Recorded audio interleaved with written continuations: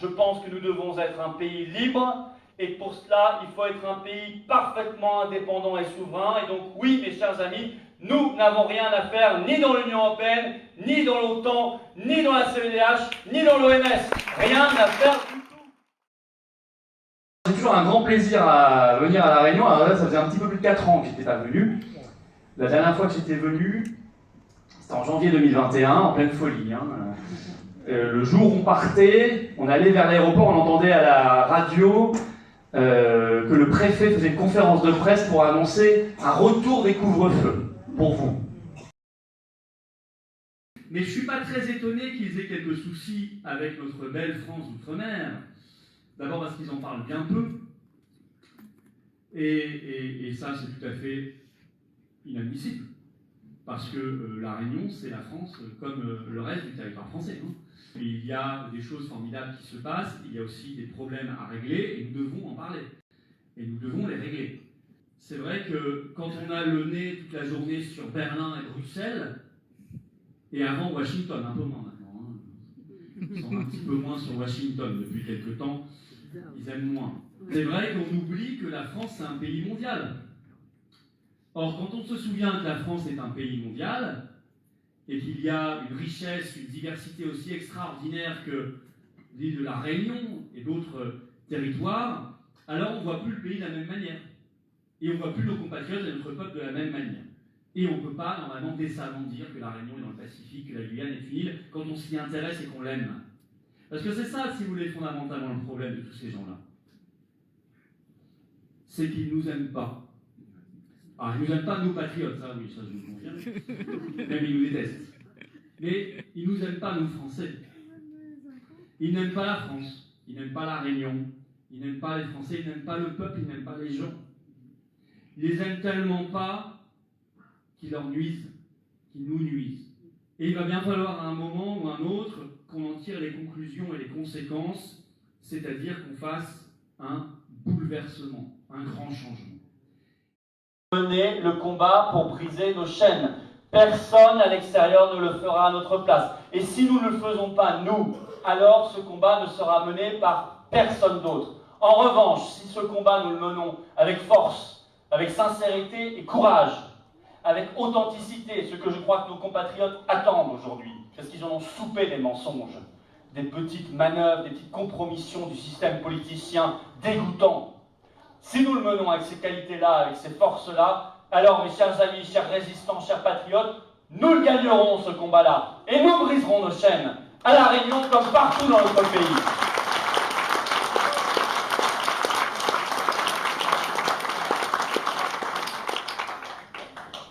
Et Trump, c'est intéressant, je disais, certes il ne nous sauvera pas, bien évidemment, mais regardez en quelques jours le nombre de décrets présidentiels qu'il a signés pour arrêter les flux d'immigration clandestine. Je crois que c'est un sujet qui vous préoccupe ici aussi beaucoup.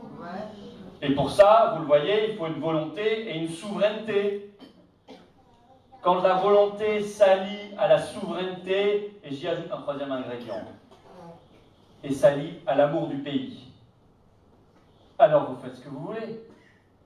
Mais si vous n'avez ni volonté, ni amour du pays, qui est l'autre nom du patriotisme, patriotisme, vous savez, c'est l'amour du pays sans haine des autres. Nous sommes, nous, des patriotes, c'est-à-dire que nous n'avons aucune haine pour quiconque. On ne peut même plus décider notre diplomatie, parce que nous appartenons à l'Union européenne et à l'OTAN, une autre structure qu'il faut quitter, bien sûr. Parce que si nous sommes attachés à décider de ce qui sont nos guerres ou pas, et de ne pas être entraînés dans des guerres qui ne sont pas les nôtres, et je suis désolé, l'Ukraine, ça n'est pas notre guerre. Et nous n'avons pas un centime, ni une arme, ni un soldat à y envoyer là-bas. Pour décider de cela, il faut être un pays libre. Si vous ne l'êtes pas, vous ne faites que subir. Le Brexit, c'est ça, c'est passer du verbe subir au verbe choisir. Ce n'est pas une baguette magique, ce n'est pas le bonheur pour 1000 ans. C'est juste une condition absolument nécessaire et indispensable, certes pas suffisante, mais indispensable, pour pouvoir ensuite mener des politiques conformes à nos intérêts nationaux. Regardez les Britanniques, ils ont fait le Brexit. Le problème, c'est que le Brexit, il est très mal appliqué. Sauf que, Farage, Nigel Farage, l'homme du Brexit, qui est à fond pour la sortie de l'Union européenne. C'est grâce à lui d'ailleurs qu'il y a eu ce référendum et qu'ils l'ont gagné. Mais il est aussi à fond pour qu'il sorte de la CEDH et pour qu'il sorte de l'OMS. Son parti est maintenant largement en tête s'il y a des législatives là-bas. Ça veut dire que si demain il y a des législatives au Royaume-Uni, Farage est Premier ministre. Et puisqu'ils ont fait le Brexit, ça changera tout immédiatement, parce qu'ils ont récupéré leur souveraineté. Et vous voyez bien l'intérêt d'être un pays libre. Alors moi je veux bien qu'on nous enfume en disant « Oui, mais on réformera de l'intérieur, l'Union européenne, ou l'OTAN, ou l'OMS, ou je ne sais quoi ». On nous le dit surtout, bien sûr, pour l'Union européenne, qui est le plus gros problème. Oui, on fera un bras de fer extraordinaire. Oui, nous allons gagner. Oui, alors si ce n'est pas suffisant, nous mettrons dans la Constitution des choses pour nous protéger, parce qu'il est bien connu que la Constitution est au-dessus du droit européen. J'ai démontré dans une vidéo récente à quel point c'était faux. Aussi bien pour le juge européen que pour le juge constitutionnel français, la Constitution n'est pas supérieure au droit européen. Ça, c'est un mensonge qu'on vous sort. Ça ne fonctionne pas, cette histoire. Non. Ça, ce sont des raisonnements de soumis. Moi, je n'accepterai jamais que Maman Ursula décide à notre place, qu'une autorité supérieure décide pour le peuple français. Je ne l'accepterai pas. Je pense que nous devons être un pays libre, qui s'occupe de tous ses territoires, de toute sa population, et pour cela, il faut être un pays parfaitement indépendant et souverain. Et donc, oui, mes chers amis, nous n'avons rien à faire ni dans l'Union européenne, ni dans l'OTAN, ni dans la CEDH, ni dans l'OMS. Rien à faire du tout.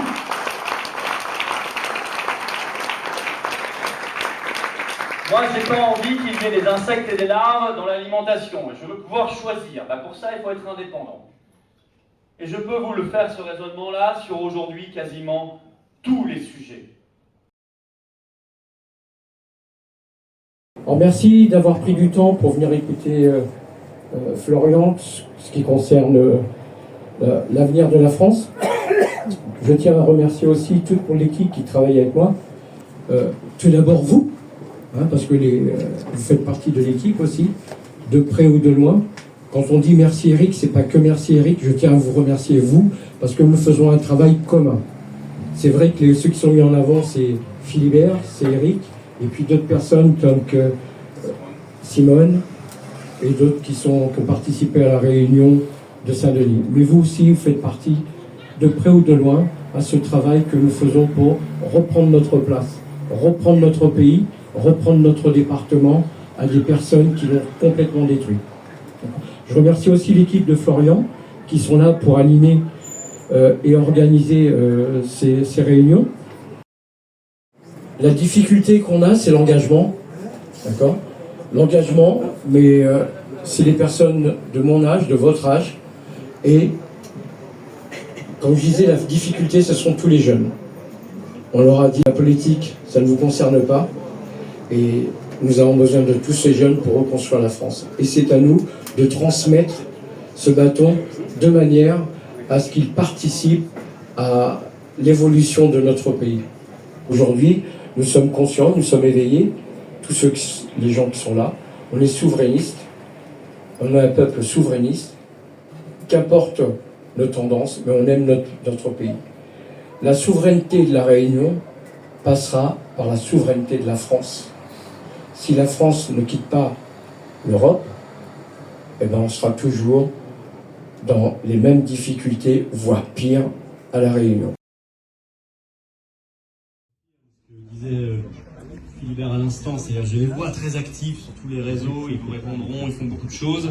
Si vous voulez vous engager avec eux, je crois qu'ils vous accueilleront, j'en suis certain, ils vous accueilleront à bras ouverts parce que on ne refuse jamais des bonnes volontés et c'est très bien et j'en suis absolument ravi parce qu'on a besoin de se battre. Voilà.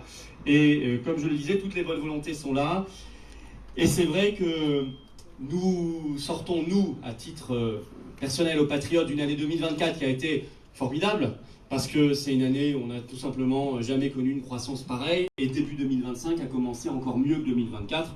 Donc je pense qu'on est sur une courbe qui montre qu'il y a des yeux qui s'ouvrent, il y a des oreilles qui entendent mieux, il y a des yeux qui voient mieux, il y a des neurones qui captent mieux ce qui se passe, Il y a peut-être aussi un peu plus de gens qui ont éteint leur télé pour allumer leurs neurones, parce que moi je conseille toujours à tout le monde depuis bien longtemps, moi ça fait bien 15 ans que j'ai pas regardé la télévision, et honnêtement, entre nous, hein, on s'en porte beaucoup mieux. Voilà. Donc je ne peux que vous donner ce conseil, éteignez votre poste de téléviseur et vous verrez que d'un coup tout s'éclaire et on comprend mieux ce qui se passe, et c'est pour ça d'ailleurs qu'ils veulent censurer les réseaux sociaux et les médias indépendants, parce qu'ils savent que c'est là que la vérité circule, qu'il y a la liberté du débat. Imaginez qu'on ait vécu par exemple le Covid sans réseaux sociaux. On n'aurait eu que les chaînes de télévision. Ça aurait été incroyable. On aurait eu Véran Télé à chaque numéro en appuyant sur la télécommande. Non, heureusement, il y a eu voilà, ces figures de résistance qui ont pu faire passer des messages. Nous-mêmes, on a été terriblement actifs. Et on l'est sur tous les grands sujets, et c'est vrai que les réseaux sociaux, c'est pareil sur l'Ukraine, c'est pareil sur l'Europe, c'est pareil sur tous les grands sujets. S'il n'y a pas cet espace de liberté d'expression, d'intelligence, parce qu'il y a toujours plus d'intelligence dans plusieurs cerveaux que dans un seul, ça c'est normal, eh bien, sans cette liberté d'expression, il n'y a pas d'avancée possible. Et c'est bien pour ça que nous la défendons avec un très grand acharnement, parce que c'est peut-être même la mère des batailles. Sans cette liberté d'expression, aucun combat n'est possible.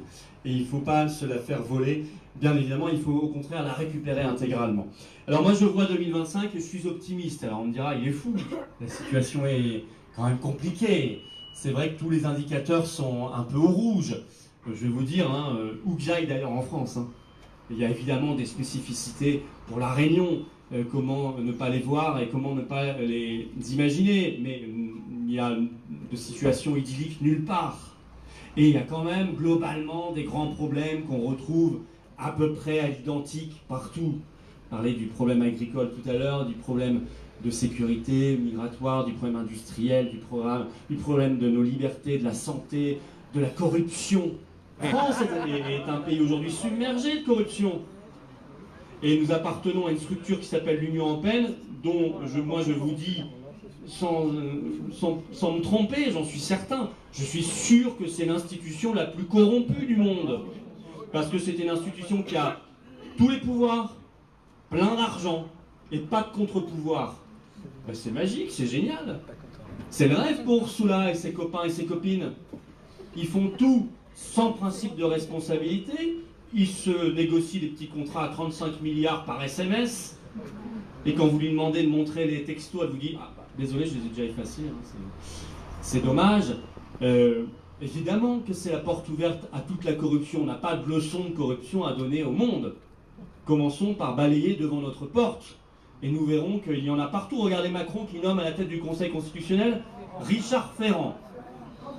Un homme qui apparaît dans, je ne sais pas, 12 affaires judiciaires, qui est un grand ami, qui a été président de l'Assemblée nationale. Il y a un livre d'enquête de journalistes sur le Covid qui a révélé que Macron lui a rédigé la réponse qu'il devait donner au juge sur l'enquête pénale Covid au moment de l'enquête, alors qu'il était président de l'Assemblée nationale, donc la séparation des pouvoirs.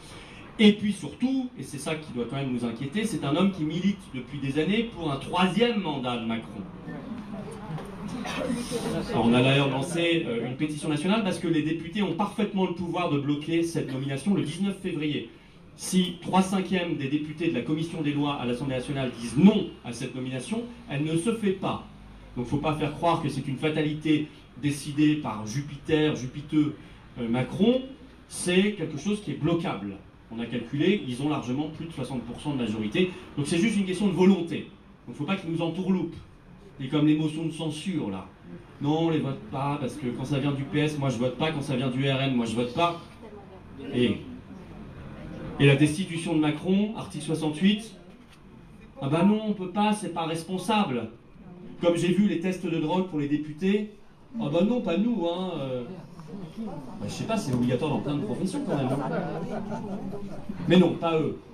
Comme, souvenez-vous, hein, passe sanitaire, non mais pas à l'Assemblée nationale, pas au Sénat.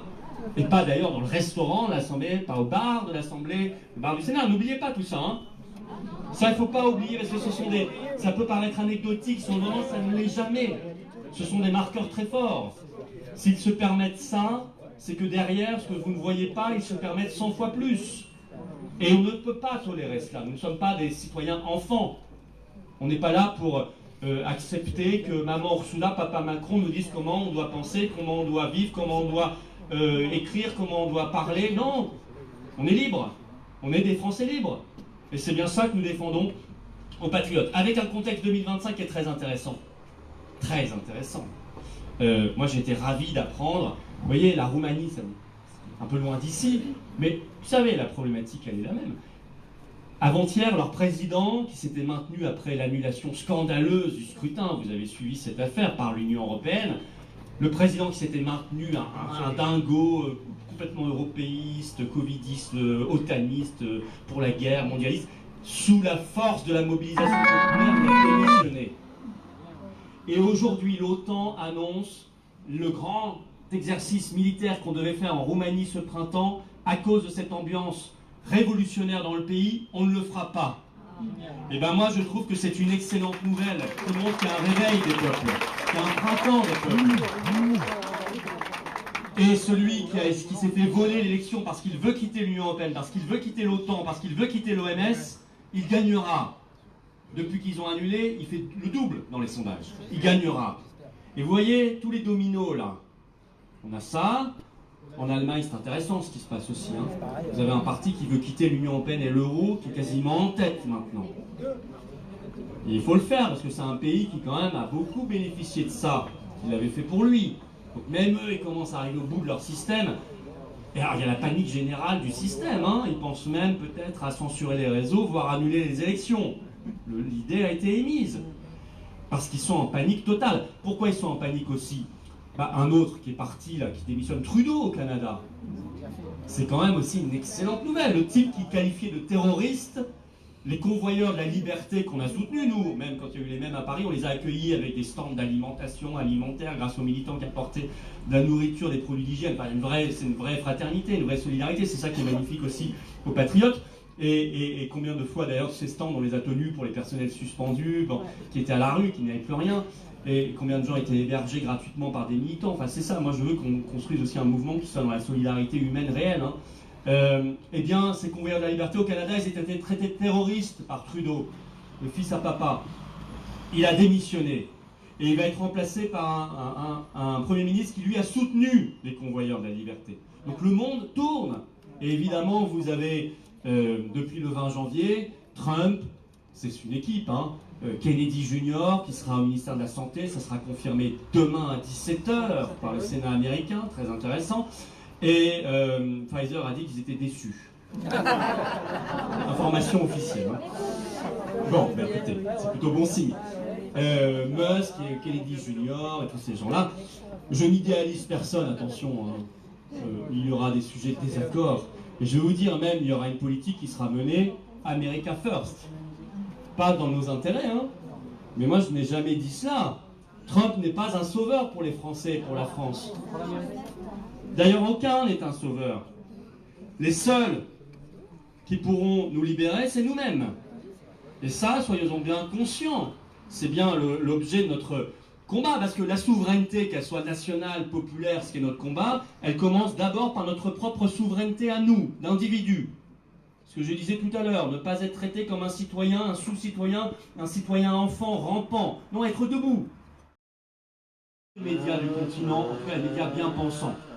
On n'a pas la liste des médias français, mais je pense qu'il y avait, pareil, l'AFP, Le Monde, Radio France, BFM, tout ça. Avec même des partenariats, s'ils parlaient des élections, ils avaient de l'argent en plus et tout. Mais vous imaginez qu'il ne faut pas en parler en disant Frexit. Il faut en parler en disant Ursula est une reine d'Europe merveilleuse. Et nous nous mettons à genoux devant elle, devant sa majesté, devant la Kaiserine d'Europe parce qu'elle est formidable. Il faut en parler comme cela. Ça, c'est un système de corruption. Et derrière USAID, on découvre aussi, même si les enquêtes étaient déjà sorties, mais là tout est en train de sortir, qu'il y avait tout un système d'organisation de coups d'État, ce qu'ils appellent les révolutions de couleur. Les révolutions de couleur comme il y a eu en Ukraine, en Géorgie et ailleurs, où quand un régime n'est pas suffisamment pro-américain à l'époque, pro-mondialiste, pro-européiste, il suscite par beaucoup d'argent, de propagande, il suscite des fausses révolutions. Enfin, ce sont des choses très perverses, mais il y en a eu beaucoup. Tout est en train de sortir. Alors pendant que Trump fait ça, en 3 semaines, Macron, lui, il fait des vidéos sur TikTok pour expliquer qu'on doit pouvoir payer avec un téléphone au péage. On doit, ensuite il fait une conférence de presse devant la Joconde. Il lui faut forcément le meilleur. Il n'y a que ça qui lui arrive. Pour expliquer qu'il faut créer une deuxième entrée au Louvre. Je veux bien, sûrement. Je ne suis pas certain que ce soit totalement du niveau normalement d'un chef d'État. Vous direz, dans un chef d'État, dans un protectorat qui n'a plus aucun pouvoir, peut-être. Bon. Et puis le surlendemain, il fait une vidéo sur TikTok pour expliquer que l'intelligence artificielle qui le transforme en jeune fille en train de danser avec les cheveux longs, il trouve que c'est super, il partage les vidéos. Alors il se retrouve sur France 2 pour une interview. Alors les journalistes lui disent c'est génial et tout, Monsieur le Président, vous avez des idées toujours fabuleuses. Hein. Il y a une journaliste indienne, parce que le sommet de l'IA a été co-organisé par la France et l'Inde, qui est là, et qui elle dit non, c'est pas drôle. Et là, et les autres journalistes, on ne fait pas ça. Mais oui, bon, elle était indienne, donc elle ne connaissait pas les us et coutumes de la Macronie. Ça ne se fait pas. Je crois qu'on ne la reverra plus, la télévision française. Mais c'était bien et c'était courageux, c'était très bien de le dire. Ça, c'est Macron pendant ce temps-là. Alors moi, j'ai du mal avec les parlementaires qui m'expliquent qu'il ne faut pas le destituer.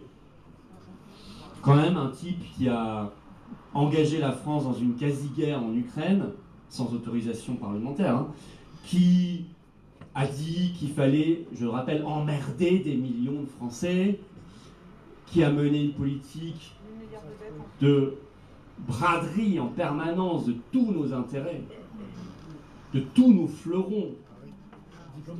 Des affaires, il y en a un paquet, Alstom, Pfizer bien sûr, McKinsey, Uber Files, même on les oublie parce qu'en fait, la toute dernière, même on n'en a pas beaucoup parlé, Nestlé.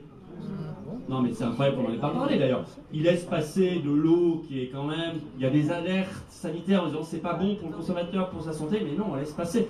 Et quelques années avant, Macron, avant d'être président de la République, il travaillait chez Rothschild, banquier d'affaires, et il a fait sa fortune sur un contrat. Et c'est incroyable, c'est quoi les deux boîtes du contrat? Pfizer et Nestlé. Nestlé et Pfizer. Décidément, il y a un fil rouge dans la vie de cet homme. On retrouve toujours les mêmes noms. C'est intéressant quand même. Et cette volonté de brader tout aux Américains. Alors peut-être moins maintenant parce qu'il aime moins les Américains le 20 janvier. Mais il aimera toujours une partie de l'État profond, enfin de l'État profond là-bas qui se maintient et qui fera malgré tout